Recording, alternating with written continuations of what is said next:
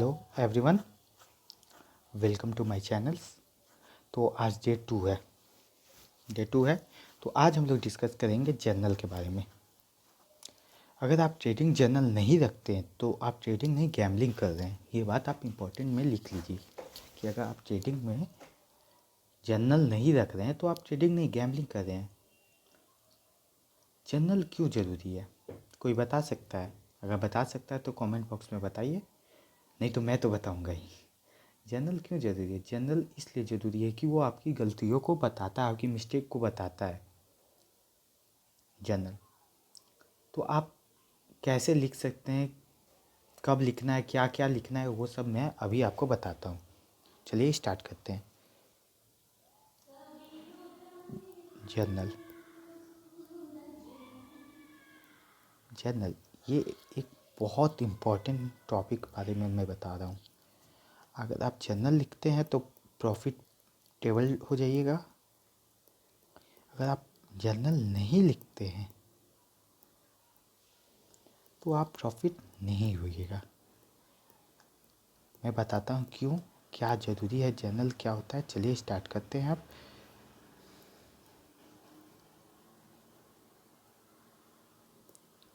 तो जर्नल में 5 compulsory rules हैं।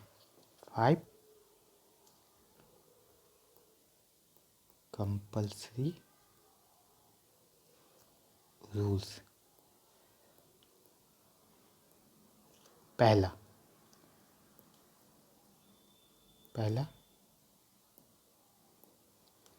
Entry reason.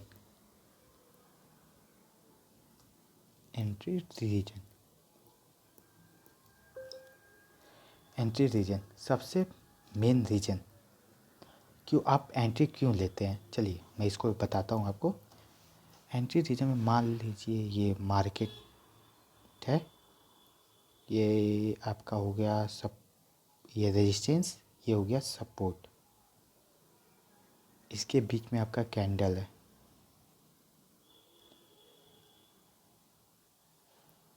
सपोर्ट हो गया, ये रेजिस्टेंस हो गया।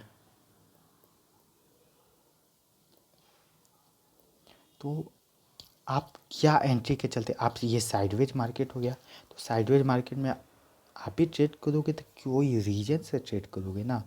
जैसे देखो एंट्री रीजन ही, तो यहाँ पे देखो मान लो कैंडल यहाँ आके क्लोज करता है, ठीक, यहाँ पे ग्रीन कैंडल क्लोज करता है, ओके, ग्रीन कैंडल क्लोज करता है, हो गया। तो यहाँ पे मैं रीजन लेने, एंट्री लेने का मतलब, इस ट्रेड लेने का रीजन पता है क्या है? कि रेजिस्टेंस पे, इसको क्लीन करते हैं, रेजिस्टेंस पे कैंडल क्लोज किया, कैंडल क्लोज किया,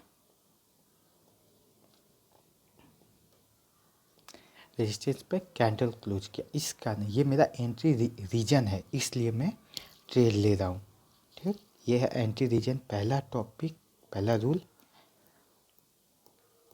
सेकंड रूल के बारे में डिस्कस करता हूँ।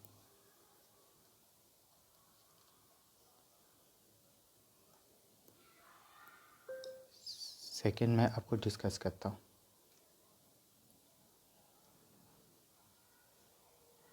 Second rule, SL and target. SL and target second rule है। मतलब मान लो मैंने उस चीज़ पे, इमेजिन करो मैंने ये यहाँ पे एंट्री लिया, ठीक, ये कैंडल है, यहाँ पे मैंने एंट्री लिया, ओके, यहाँ पे मैंने एंट्री लिया। तो यहाँ का रीजन क्या रहेगा, किस बेसिस पे मैंने एंट्री लिया, ठीक, ये मैंने क्लिक कर दिया। स्टॉप लॉस और टारगेट कितना रखोगे? तो मेरे हिसाब से ऑलवेज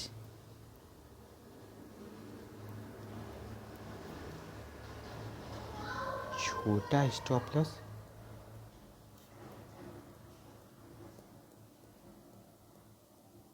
बड़ा टारगेट।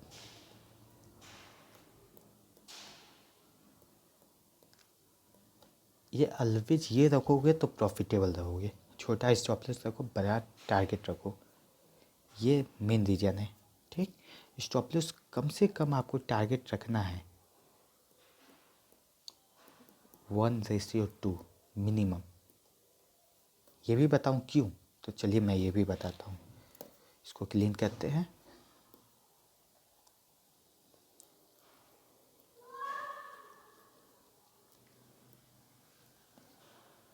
क्यों रखते, तो देखिए मैं आपको बताता हूँ। मान लो आप एक बार गलत हुआ,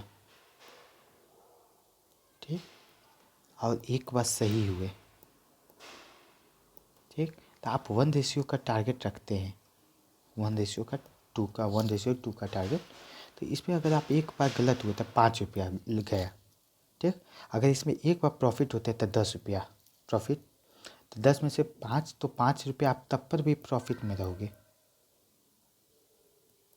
प्रॉफिट में रहोगे।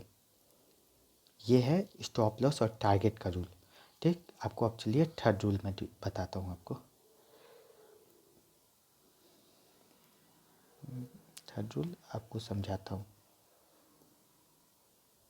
थर्ड रूल होता है इमोशन, सबसे बड़ी दुश्मन इमोशन। इसको जो कंट्रोल कर लिया, मैं तो अभी मतलब 5 मंथ से इसमें हूँ, मुझसे खुद कंट्रोल नहीं हो रहा उतना, पर तब पर भी कंट्रोल कर चुका हूँ। Okay, emotion. इमोशन जैसे कि मान लो मैंने कोई ट्रेड लिया, उसमें मुझे क्या इमोशन है, मतलब मुझे बॉडी मतलब ब्रेन है वो शांत है, कि फोमो है, कि डर लग रहा है कि स्टॉप लॉस चला जाएगा, ये सब इमोशन होता है। तो उस समय उस ट्रेड पे आप इमोशन लिखो कि क्या इमोशन था आपका, इमोशन लिखो, ये बहुत बड़ी चीज़ है। आप इमोशन लिखो, आप एंजाइटी था कि आप जल्दबाजी कर गए, इम्पेशेंट हो गए, मतलब काम थे, रिलैक्स थे, ये सब लिखा करो, ये सब बहुत ज़रूरी है ट्रेडिंग में, ठीक। अब चौथा रूल मैं आपको बताता हूँ, चौथा रूल के बारे में डिस्कस करता हूँ। फोर्थ रूल है फोर्थ रूल फोर्थ रूल है आपका रूल ब्रेक।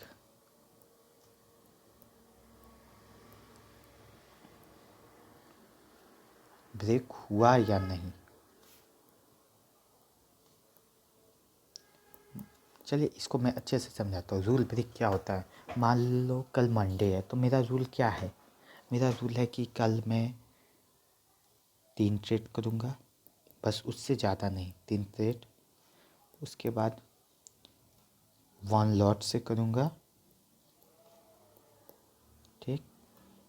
फिर तीसरा चीज़ आता है, मैं इसमें लॉट साइज नहीं बढ़ाऊँगा, 3 ट्रेड करूँगा और इमोशन लेस नहीं होगा। ये मेरा रूल है कल के लिए। मान लो मैंने कल 3 ही ट्रेड किया, तो इसको टिक करेंगे। एक लॉट से किया, इसको टिक करेंगे। इमोशन लेस था, इसको टिक करेंगे, ठीक।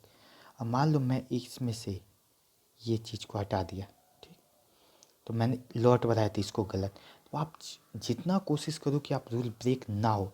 कभी भी एक चीज़ याद रखना कि रूल लॉस आपका इतना ज़्यादा क्यों हुआ, आप सोचना, तो आपको पता चलेगा क्या कि लॉस होने का सबसे बड़ा रीज़न है रूल ब्रेक, और सबसे बड़ा रीज़न है ये over trading.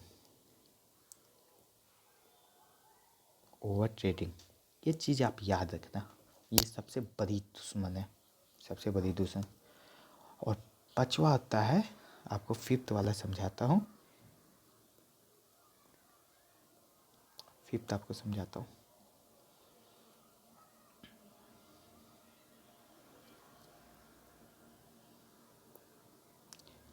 Fifth, review, end of a day review.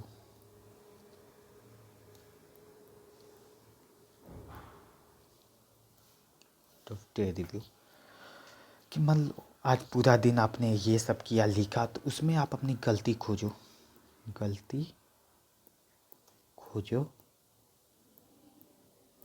Okay. दूसरी चीज़, क्या आपका सही था उसको एनालिसिस करो। आपका सही था, एनालिसिस करो।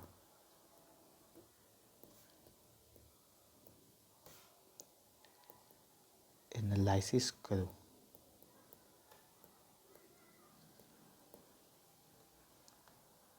ये चीज़ है आपका 5 रूल हो गया।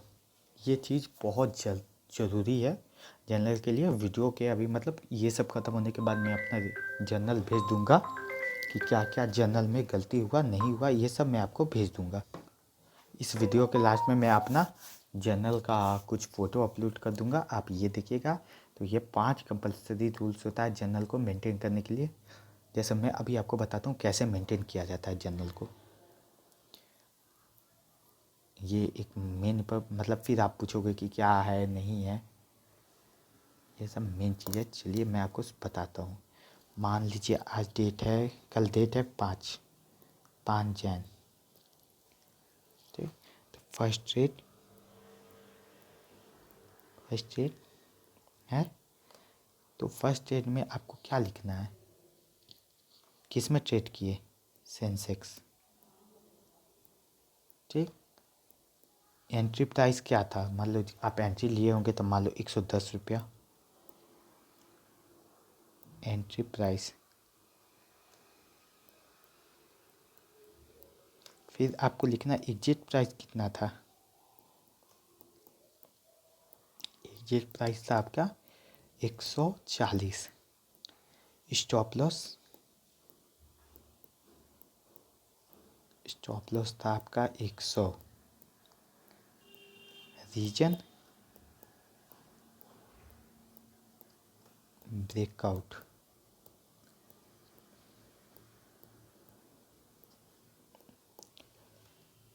Mind calm.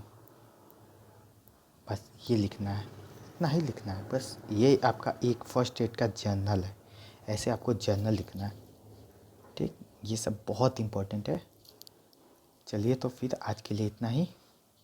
अब मिलते हैं आपको अगले कल के दिन। आज तो डे 2 था, कल के दिन मैं कोई टॉपिक उठा के देखता हूँ क्या है नहीं है, या मेरा कल स्कैल्पिंग वीडियो आएगा। तो उसके लिए धन्यवाद।